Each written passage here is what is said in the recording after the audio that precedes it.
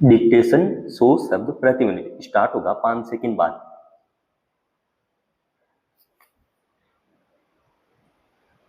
Start. इसमें कोई दो राय नहीं कि ईरान पर इजराइल और अमेरिका के साझा हमले के बाद अब स्थिति और जटिल होती देखी जा रही है तथा दोनों पक्षों के बीच बढ़ती तल्खी के समांतर शांति की उम्मीद भी धुंधला रही है। मगर इस हालत में भी दुनिया के ज्यादातर देश यही चाहते हैं कि यह युद्ध रुके और विवाद का हल संवाद के सहारे ही निकाला जाए।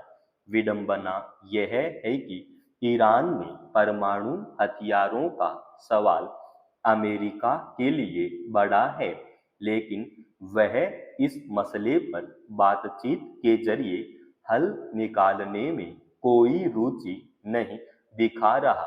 उल्टे इजराइल के साथ मिलकर उसने जिस स्तर का युद्ध छेड़ दिया है वह परमाणु निरस्त्रीकरण में कैसे मददगार होगा कहना कठिन है कि खासतौर पर इस संदर्भ में ईरान ने जिस तरह की प्रतिक्रिया दी और उसने भी इजराइल तथा अमेरिका के सैन्य ठिकानों पर व्यापक हमले किए हैं, उससे साफ लग रहा है कि शांति स्थापित करने को लेकर दोनों पक्षों के भीतर कोई खास रुचि नहीं है।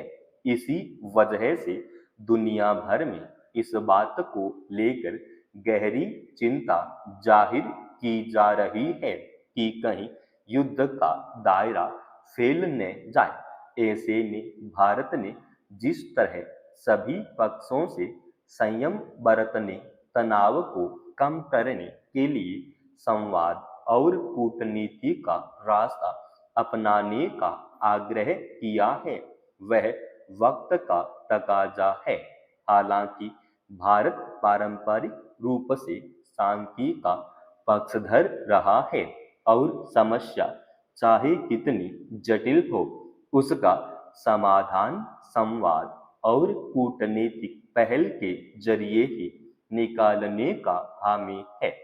इस क्रम में प्रधानमंत्री नरेंद्र मोदी ने कहा कि पश्चिम एशिया की स्थिति भारत के लिए चिंता का विषय है। सैन्य टकराव किसी विवाद का समाधान नहीं है। भारत ने इस युद्ध से प्रभावित कई देशों से संपर्क कर शांति की वकालत की और अपने नागरिकों की सुरक्षा को प्राथमिकता देने का आग्रह किया। इससे पहले संयुक्त राष्ट्र महासचिव अंतोनियो गुतारेस ने भी इस युद्ध की निंदा की और दोनों पक्षों से अंतर्राष्ट्रीय कानून का पालन करने की अपील की थी।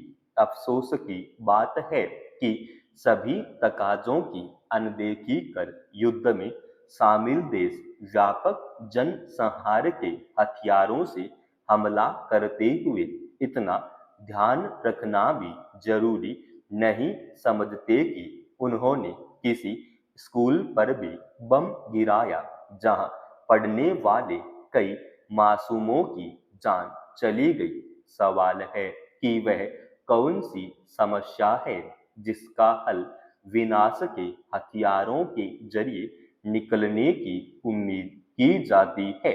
आखिर ऐसा क्यों है कि अक्सर युद्धों के लंबा खींचने और भारी तबाही के बाद उसका समाधान संवाद की मेज पर ही निकलता देखा गया है।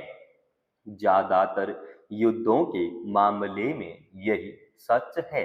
फिर उनसे सबक लेकर तमाम असहमतियों या मतभेदों के बावजूद संवाद का सहारा लेकर विवाद का हल क्यों नहीं खोजा जाता।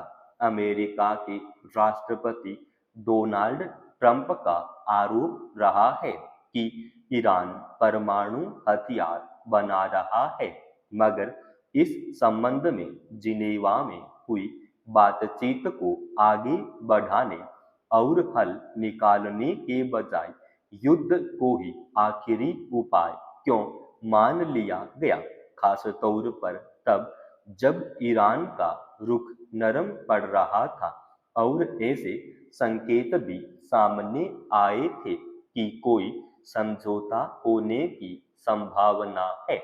जाहिर है, विवाद का हल निकालने की स्थितियां संवाद के जरिए ही बन रही थी। यह ध्यान रखने की जरूरत है कि युद्ध किसी समस्या का समाधान नहीं है, बल्कि खुद में एक जटिल समस्या है। इसलिए हर हाल में विवाद का हल संवाद और कूटनीति के जरिए ही तलाशने की कोशिश की जानी चाहिए। अगर किसी नागरिक को न्याय पाने के लिए वर्षों तक इंतजार करना पड़े, तो आखिर उसका क्या महत्व रह जाता है। माना जाता है कि समय पर न्याय न मिलना अन्याय के समान होता है, मगर इसे विडंबना ही कहा जाएगा कि देश में बड़ी संख्या में लोगों को इस तरह के संकट का सामना करना पड़ता है। न्याय में देरी के कई कारण हो सकते हैं, जिनमें लंबित मामलों का बोझ, न्यायाधीशों की कमी और जटिल न्यायिक प्रक्रिया भी शामिल है। मगर जब अदालती कार्यवाही पूरी होने के बाद भी वर्षों तक न्याय के लिए प्रतीक्षा करनी पड़े, तो उसे किस रूप में देखा जाएगा। सर्वोच्च न्यायालय ने हाल ही में ऐसे ही 3 आपराधिक मामले इलाहाबाद उच्च न्यायालय से अपने पास स्थानांतरित किए हैं। इन मामलों में उच्च न्यायालय ने 6 वर्ष पहले फैसला सुरक्षित रख लिया था, जिन पर अब तक निर्णय नहीं सुनाया गया है। शीर्ष अदालत ने कहा कि न्याय में हो रही असाधारण देरी से पीड़ित पक्ष के त्वरित न्याय के अधिकार पर सीधा असर पड़ रहा है। किसी भी नागरिक को न्यायपालिका पर पूरा भरोसा होता है कि उसे न्याय अवश्य मिलेगा, मगर न्याय में देरी पीड़ितों को न केवल आर्थिक बल्कि मानसिक, भावनात्मक और सामाजिक रूप से भी नुकसान पहुंचाती है। सर्वोच्च न्यायालय ने भी अपने फैसले में माना है कि समय पर न्याय न मिलना कानून के शासन के लिए नुकसानदेह हो सकता है। यह सच है कि देश में लंबित मुकदमों का बोझ भी समय पर न्याय न मिलने का एक बड़ा कारण है। राष्ट्रीय न्यायिक डेटा ग्रिड के आंकड़ों के मुताबिक दिसंबर 2025 तक देश भर की अदालतों में 5 करोड़ से अधिक मुकदमे लंबित हैं। माना जाता है कि न्यायाधीशों की कमी और लंबी एवं जटिल न्यायिक प्रक्रिया की वजह से भी मामलों की सुनवाई में देरी होती है। ऐसे में सरकार और न्यायपालिका को मिलकर यह सुनिश्चित करना चाहिए कि मुकदमों की बढ़ती संख्या के लिहाज से न्यायाधीशों की कमी को दूर किया जाए, न्यायिक प्रक्रिया को सुलभ एवं सरल बनाया जाए और अदालती कार्रवाई पूरी होने पर न्याय में किसी तरह की देरी न हो, ताकि न्यायपालिका पर आम लोगों का भरोसा कायम रहे। समाप्त।